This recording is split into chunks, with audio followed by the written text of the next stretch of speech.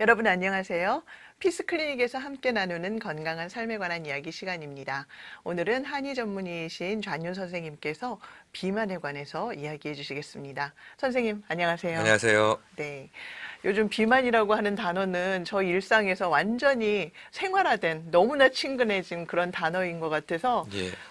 이 영상을 많은 분들이 안 보실 것 같아요. 예. 그래서 좀 염려가 되기도 하는데 예. 그럼에도 불구하고 선생님께서 이 주제를 선택하신 이유가 있으실 것 같아요. 예. 저는 그 비만이 굉장히 중요하다고 생각하는 이유가 세 가지입니다. 가장 큰 이유는 첫 번째가 무엇보다도 자본주의 시장에서 가장 돈을 많이 벌 수 있는 시장이 비만 시장이에요. 그래서 이 비만 시장에는 언제나 수요를 창출하도록 만들 수 있는 여러 가지 자료들이 많습니다. 의학계에서도 비만을 병이라고 그러죠. 또 건강기능식품 그리고 만성병에서도 비만이 문제라고 하죠.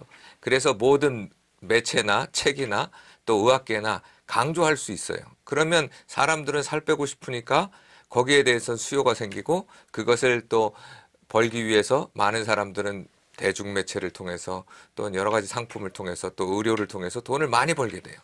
그래서 이거를 고치려는 생각들은 없고요. 대부분 다 자본주의에서는 돈이라고 하는 걸 만들 수 있는 시장을 견고하게 하는 게 가장 중요합니다.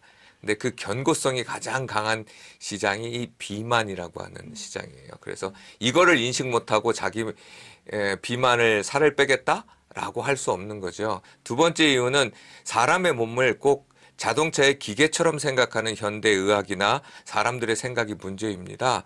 비만이라고 하는 것을 어떤 특정한 약을 먹어서 내 몸을 고칠 수 있다.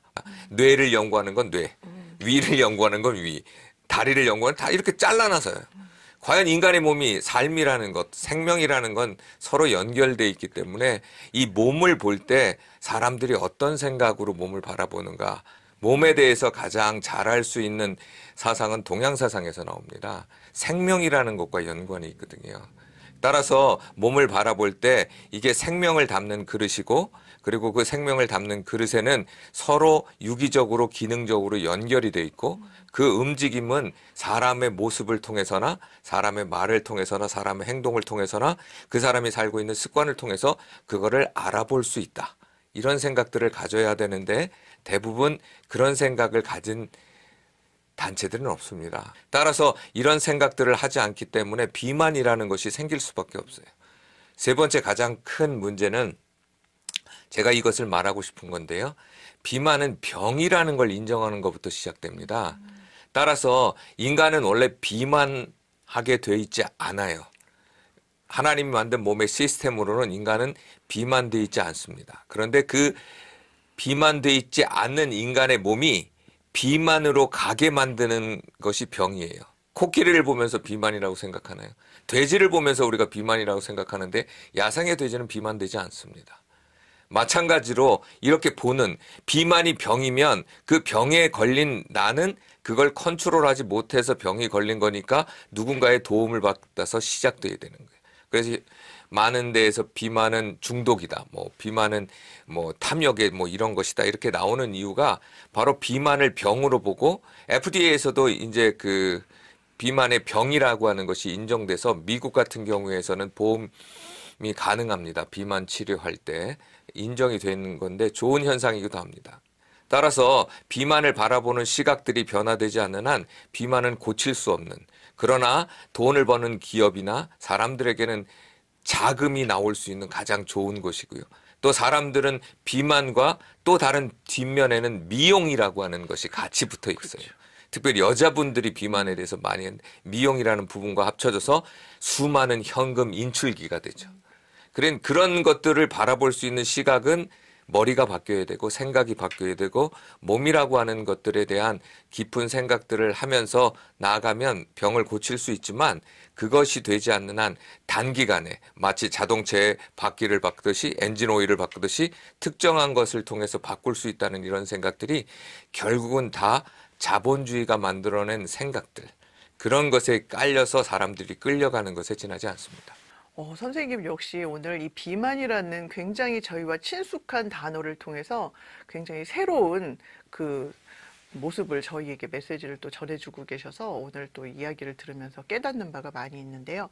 그러면 선생님이 아까 말씀해주신 부분 중에 그 비만을 해결하기 위해서 우리가 뭐 식단 조절과 운동 뭐 이런 것들을 통한 어쨌거나 이런 그 체중 감량, 비만에서 벗어나기 위한 몸부림을 저희가 또 쳐야 될 텐데 예. 어떤 방법이 가장 건강하고 또 선생님이 이 방법은 이렇게 해야 된다라는 것을 추천해주고 싶으신가요? 예, 그것도 단 세 가지인데요. 첫 번째는 전문가와 같이 시작을 해야 합니다. 예를 들면 선생님 여기에서 전문가라고 하면 의사 선생님하고 그거는 이제 아까 이야기하는 것처럼 의사들 중에서도 비만을 다룰 수 있는 사람과 없는 선생님하고, 사람도 있을 네. 수 있으니까, 그리고 또 대체의학 분야에서도 그렇고 헬스 트레이너일 수도 있고 자기가 나름대로 공부한 사람이 될 수 있고, 그 판단은 바로 환자 자신이 혹은 비만한 사람이 나의 살을 빼줄 수 있는 전문가가 누구인가에 대한 정의부터 시작해야 되겠죠.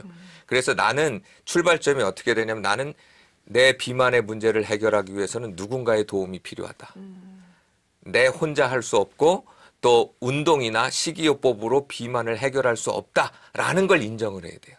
근데 비만한 사람들은 하나같이 내가 음식 조절할 수 있고 내가 또 운동을 하면 이 살을 충분히 뺄 수 있을 거라고 생각하는 거예요. 그럼 비만이 안 되죠. 그러니까 어떤 운동도 어떤 식이요법도 어떤 것도 단기간 하면 할 수는 있습니다. 그런데 그 단기간이 내 인생 전체에서 비만을 해결할 수 있는 것은 아니라는 사실을 인정해야 돼요. 그래서 전문가가 필요하다. 나는 도움이 필요하다. 두 번째는 다이어트해서 실패했다면 내 몸은 더 망가졌다는 사실을 이해하는 게 중요합니다. 근데 많은 사람들이 다이어트 실패해서 몸이 살이 찌면 다음에 또 살이 빠지면 되지 뭐 이렇게 생각하는데, 우리 몸에는 기억이라는 것이 있습니다. 따라서 내가 먹었던 약, 내가 먹었던 생활 방식을 우리 몸이 기억을 한다는 거예요. 따라서 똑같은 방법으로 살을 빼면 안 빠진다는 거예요. 그 다음에는 예, 우리 몸이 다 대비를 하는 거죠. 굶었어요? 그래, 굶어서 뺄 수 있어요. 그러면 우리 몸의 생체 대사율을 낮춥니다. 그런데 문제는 먹을 것이 풍족해지면 생체 대사율을 높여요. 그러면 다시 살찌는 거죠. 그렇죠. 그러니까 우리 몸에 대해서 이해를 못하고 내가 다이어트를 5번 실패했다. 그럼 나는 살을 거의 빼기 어려운 사람이 됐다는 걸 인식하고 신중하게 선택하고 오랜 기간을 통해서 우리 몸과 대화를 통해서 몸의 생체 리듬을 변화시켜야 되고 대사율도 바꿔야 되고 생활 습관도 바꿔야 되고 하는 오랜 기간의 일이에요. 그리고 마지막 세 번째는 비만이 왜 일어날까에 대한 생각들을 하셔야 된다는 거예요. 그건 우리 몸이 비만이 된다라고 하는 건 우리 몸이 위기의식을 느꼈다는 거예요. 우리가 전쟁 난다면 사람들이 제일 먼저 뭐 하죠? 코비드 났을 때 우리 코스트코나 이런 데에서 물건을 막 사재겼잖아요. 그렇죠. 왜 사재기죠? 나중에 위험을 이제 대비할 떨어질 것 그렇죠. 같으니까. 네. 우리 몸도 마찬가지예요. 사람이 불규칙하게 생활하니까 우리 몸의 입장에서는 이게 들어오는 영양분이 일정하지 않아요. 그럼 내가 생존하기 위해서 비축을 해야 되겠죠. 그래서 우리 몸의 대사율을 떨어뜨리고 나머지 영양분을 우리 몸에다가 저장하는 겁니다. 그걸 우리 몸이 그렇게 생활을 하는 거예요. 근데 우리 많은 사람들이 내가 보기 때문에 뇌도 우리가 보는 것을 본다고 생각하지만 뇌는 우리 몸에서 보는 것 말고도 우리 몸에 오는 정보를 통해서 우리 몸을 컨트롤하게 돼 있어요. 그 정보들이 불완전하다면 우리 뇌는 우리 몸을 살리기 위해서 이런 구제 시스템, 그게 비만입니다. 축적을 해놔야 되거든요. 그래야 내가 생존하는데 유리하거든요. 그런데 그거를 이해하지 않고 드립다 뭐 아까 말한 자본주의가 제시하는 그런 프로그램이나 약에서 잠깐 동안 할 수 있어요. 그러면 우리 몸이 강력히 그걸 기억하고 있다가 다음에는 호르몬이라고 하는 것을 통해서 렙틴과 그렐린 호르몬의 불균형을 통해서 어마어마하게 먹게 만듭니다. 식욕을 땡기게 만들죠. 그래서 먹고 비축하고 그 결과물이 비만입니다. 선생님 말씀 들으면서 이것은 살짝 열의 질문인 것 같기도 한데 비만의 여러 요인 중에서 선생님 그 갱년기 여성 복부 비만이나 예. 그러니까 이런 호르몬 때문에 생기는 비만, 예. 뭐 갑상선 질환 때문에 생기는 예. 비만, 이런 비만도 해결책이 있을까요? 예. 어떻게 해결할 수 있을까요? 아까 말씀드리는 것처럼 제가 끝부분에 설명을 했는데 우리 몸에 강력한 해결책 중에 하나가 호르몬이거든요. 호르몬의 변화가 생기면 우리 몸의 변화는 어마어마하게 일어납니다. 인슐린 예를 들어보죠. 당뇨병 환자들이 왜 많이 먹을까요? 굉장히 배고파지잖아요. 그 인슐린이 작동되기 때문에 인슐린이 우리 몸에서 어마어마한 힘을 갖고 있어요. 가장 많이 나오는 호르몬이죠. 그게 발동되기 시작하면 코티졸이라고 하는 것과 또 부딪혀요. 또 글렐린이라는 호르몬을 자극하게 돼 있어요. 렙틴 저항성을 만들게 돼 있어요. 그러니까 어마어마한 세력이 만들어지는 거죠. 그렇게 되면 문제가 돼요. 그런데 우리 인생에서 호르몬이 난립되는 게 두 가지 시기가 있습니다. 하나는 생성될 때 발생하는 사춘기, 줄어들 때 만드는 갱년기. 둘 다 혼란은 마찬가지. 하나는 늘어나서 문제고 하나는 줄어나서 문제예요. 이것이 우리 몸에 견디지 못하기 때문에 그런 문제가 발생되는 거죠. 따라서 그런 문제들을 해결하는 그 출발점이 바로 몸에 대한 이해를 전혀 안 한다는 거죠. 내 인생의 때에 내 갱년기에 내 호르몬이 문제되면 호르몬을 가장 안정시킬 수 있는 게 뭘까요? 그걸 생각을 먼저 해봐야 되는 거예요. 갱년기 여성의 가장 큰 문제는 아까 말하는 것처럼 사춘기는 호르몬이 늘어나서 인생의 활기를 치는 시대예요. 꿈이라고 하는 것과 반대는 불안이라는 게 존재합니다. 그런데 갱년기는 줄어들어요. 상실이라고 하는 게 있어요. 거기에는 다시 똑같은 불안, 고독, 상처 이런 것들이 일어납니다. 그런 것에 대해서 자신이 받아들일 인생의 몸이 준비가 안 되는 거예요. 그 준비를 누가 시키는 거예요? 자기 자신이 해야 돼요. 난 인생에서 이제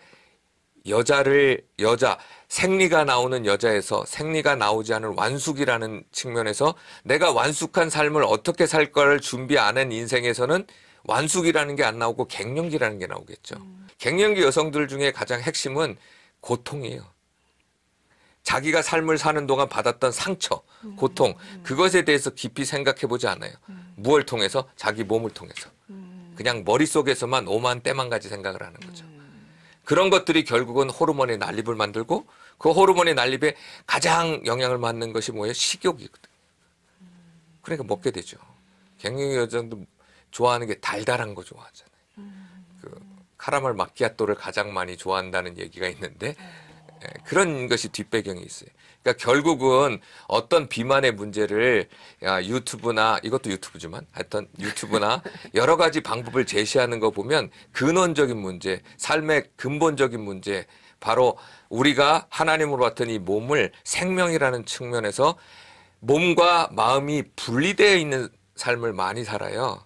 기독교에서도 그런 것이 있어요. 율법과 사랑 나누는 건데 그게 같아져야 되는데 마찬가지로 몸과 마음도 같아져야 되는 거거든요.